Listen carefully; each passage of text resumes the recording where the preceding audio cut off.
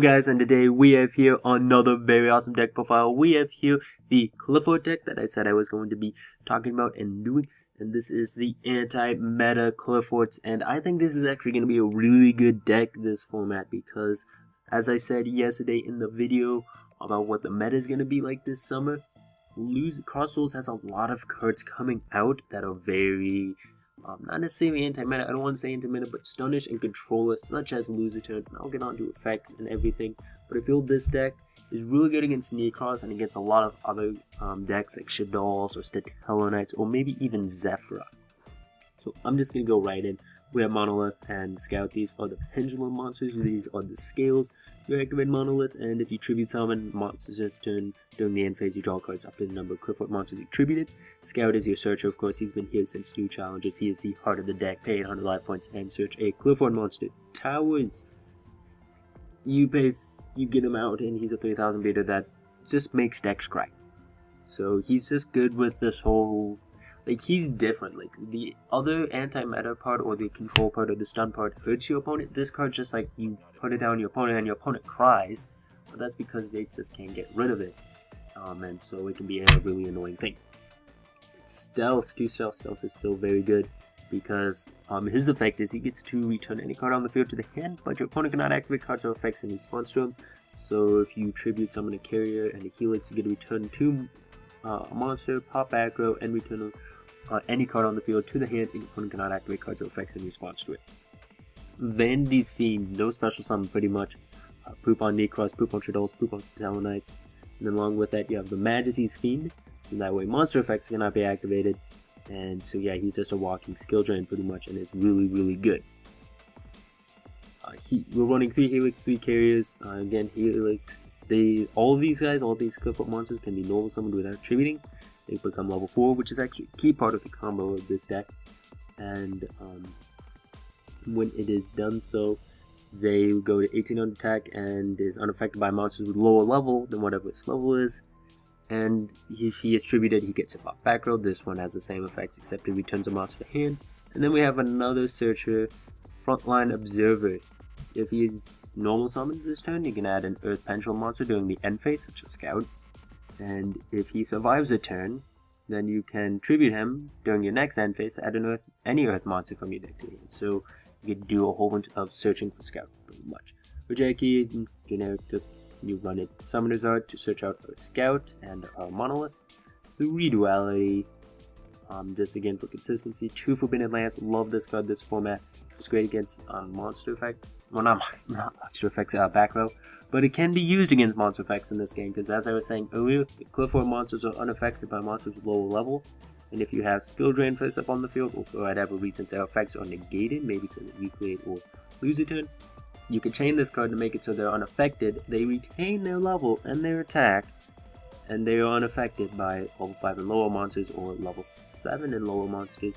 So if your opponent or rank monsters with an equal rank, so if your opponent activates a monster effect and you have Skill Drain on the field, and for whatever reason you feel like you need to Forbidden Lance or your monster, it will be unaffected. Like if they Forbidden Lance their monster, you can use the one against yours, and so it has utility.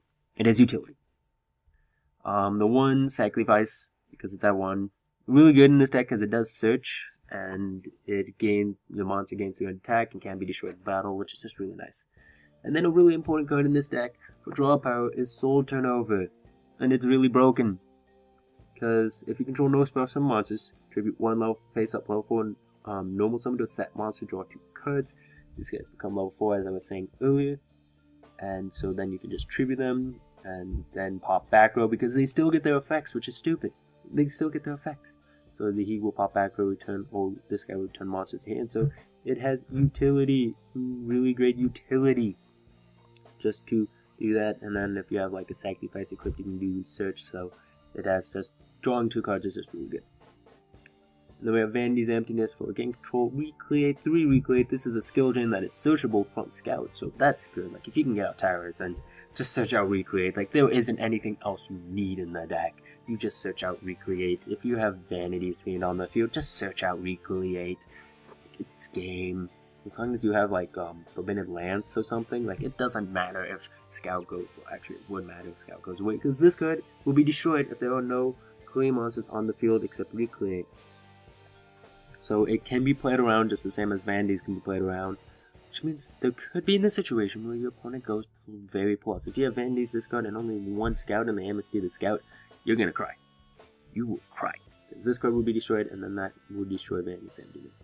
But nonetheless, if a level 4 lower monster is normal or flip summon, negate its effects. If a level 5 or higher monster is special summoned, negate its effects. Which is actually really good, because it only lasts until the end of the turn. For your Helix and Scouts and these guys, because then they get their original attack, their original level, and then during the end phase they go back up. So as I was saying earlier, they'll be unaffected even more, they'll have more attack, so that is good. Same thing can be done with this card, except Lose a Turn has another thing where if you control no special summon monsters, which isn't that hard in this deck, negate the effects of all special monsters during the turn they are special summoned. If effect monster is special summoned in attack position, change it to defense position. So that is a little bit annoying if you go for Pendulum Summon, because then they go to defense position. But again, it only lasts until the end of the turn, so then they'll become unaffected, and you can just tribute them off, and they'll still get their effects. And then you have Skill Drain, just the generic Skill Drain, pretty much. And that is the deck. There is no extra deck. If you're building this deck in real life, and you're trading for stuff, don't worry about an extra deck. Do not buy an extra deck. Because, like, you can make rank 6s, you can make a rank 7, you can make rank 4s in this deck, but don't, because you cannot special summon if you have a Qliphort monster. The Pendulum except clean monsters, so what about having the extra deck? It's only in rare circumstances we even do XZ summon, and even then it just means you're in a really bad position. Or really bad. Because Pendulum monsters do go to the graveyard. They will go to the graveyard when they are detached from XZ monsters, which means you just go even more minus. So don't even worry about the extra deck. And besides, here are some other cards that if you want to, you could run. If you're wanting to play a more aggressive build, you can run Obelisk and just be like for style points, tribute 3, and then have a 4000 beta that can't be targeted. If you want to make Necros cry, or any other Pendulum deck cry, you can run the Wicked Avatar. I've been telling you guys to run these cards, I will admit, since Qliphort came out. This card, if it is tribute by 3 monsters, your opponent cannot, if its summon is successful, and this effect goes through because it is an effect that resolves and your opponent can change stuff too. So, if this is normal summoned, set by tributing 3 monsters, your opponent cannot activate spell or trap cards until the end of their second turn after this card is normal summoned. And this card has 100 more attack than the highest monster attack on the field. So Necros will cry because this card will get rid of any monster they have. Pretty much. They could Valk you, I mean they could still Valk you, but like they have 2 turns. Like they have that turn, and then they have their turn, and then you will have your turn again, they will have their turn again, and you have your turn, and then they can activate it. So you get so much time to just do whatever you want against Necros. Like they could try to Valk you for that time, but they just can't activate any spell cards or trap cards. So this card will make them tracked. Or you could run this card and be like, I ginned you, because well, this card is face up on the field, your opponent cannot special summon monsters, but you can. So Pendulum summon all of them right then and there. Be like, ha, I ginned you without running Jin. So again, I've been telling you guys to run these cards since the beginning. I understand why people don't, because this requires 2 tributes, 3 and 3, and Van Fiend pretty much does the same thing. And so this is a deck that I think is going to be very powerful this upcoming format at Nationals and whatever you want, because it will do probably really well against a lot of decks. The Tellarknights don't like lose a turn because none their Altairs or their Denebs get negated. reqliate is a searchable skill drain that does the same thing. It's for level 4 monsters, normal specimens, so that you can negate that Altair or that Vega or that Deneb or that Manju or that Senju or whatever you want to negate. And then you also have these 2 guys.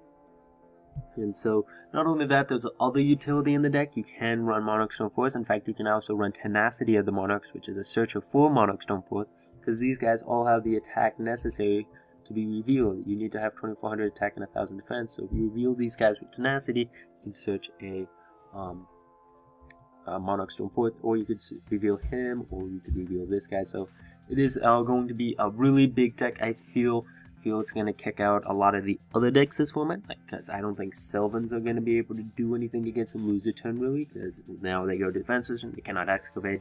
If this card is already face up on the field, the main card, Divine Dragonite Feldrand, that they like to make, won't do anything, because it's a condition effect, which means the moment Feldrand hits the field, his effect is already negated, which means if he activates his effect, it will just be negated. So this deck is just really good, has a lot of control, and as far as clogginess, like this card will not at all mess with your Vanity's Fiend. This card won't mess with your Vanity's Fiend. This card will. This card will. But these cards don't mess with Vanity's Fiend at all, so you just, they're even better. It's just like if you have Majesty's Fiend, oh, I'm just gonna have Loser turn to switch all your attack position, special summon monsters into defense position this turn, so you can't do anything with them. And this guy's like, oh, you're gonna summon a level 4, I'm just gonna put it in negate its effect, so that way you can do anything and get special summon. So GG, very powerful deck.